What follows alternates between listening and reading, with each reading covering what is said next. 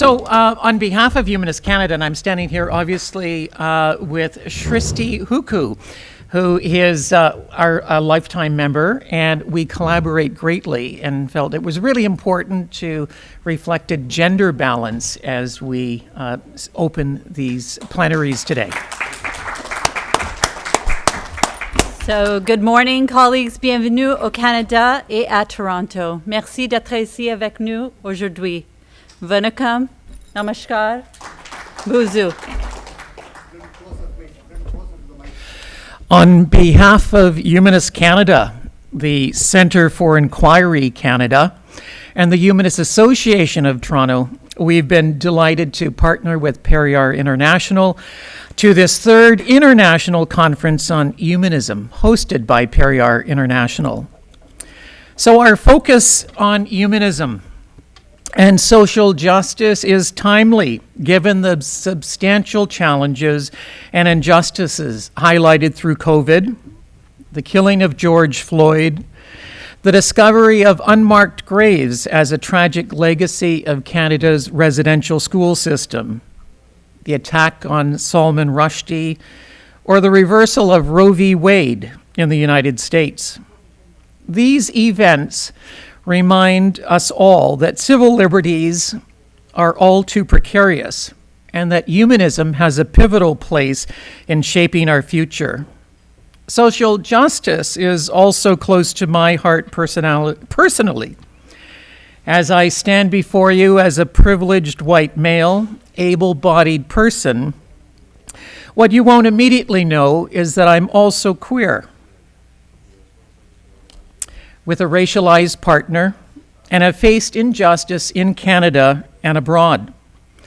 My personal experience, combined with evidence on systemic barriers, drives me, Srishti, and all of us at Humanist Canada as we seek to advance social justice. And you may not be aware, but in Canada, advancing social justice starts at the local level by advancing the rights of Indigenous peoples. Our Indigenous peoples have a long-standing tradition of land acknowledgement, and as an organization, Humanist Canada centers an intersectional approach in everything that we do. It is in this light that I share with you that as an immigrant and first-generation Canadian, I'm genuinely grateful to be here at this conference, but also on this land. With this gratitude, it is also important to acknowledge the privilege consonant with having opportunities that would have otherwise not been possible. This conference is timely, with yesterday having been the International Day for Reconciliation and September 30th being Canada's National Day for Truth and Reconciliation. As someone who also comes from a community that has faced genocide, and as an internally displaced person, my heart breaks for the Indigenous people of Canada and the intergenerational trauma that they carry. Before we begin our journey today, I encourage all of us to take a moment to reflect on our own positions of privilege and oppressions and recognize how they relate to the calls to action from the Truth and Reconciliation Commission. So invite us now to take a few seconds to pause and have a moment of silence. We're all gathered here over this weekend, given our joint vision for a socially just world, where the pursuit of social justice is fundamental in Humanist Canada's history. Our founding president, Dr. Henry Morgentaler, opened his first abortion clinic in 1969 in Montreal, challenging what we all saw as an unjust law, placing burdensome restrictions on women seeking abortions. After a series of court trials, Dr. Morgentaler was sentenced to a prison term.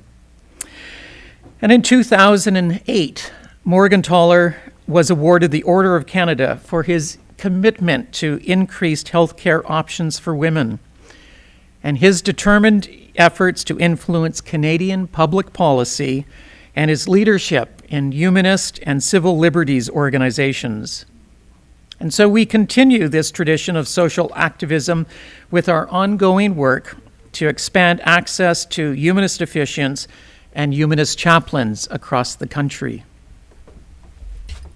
In Canadian humanist history, more broadly, we also have a long tradition of intercultural collaboration. Many of you may not know this, but actually Dr. R.K. Mishra, an Indian origin physician who worked at the University of Montreal, has been identified in literature as arguably the founder of organized humanism in Canada. In fact, Dr. R.K. Mishra issued a call to fellow humanists in an advertisement in 1954 in an issue of the Montreal Star, which is a local newspaper. Dr. R.K. Mishra hoped that rationalists would identify themselves if they were interested in forming a local humanist group. And it was through this ad that the Humanist Fellowship of Montreal was born, a precursor to Humanist Canada.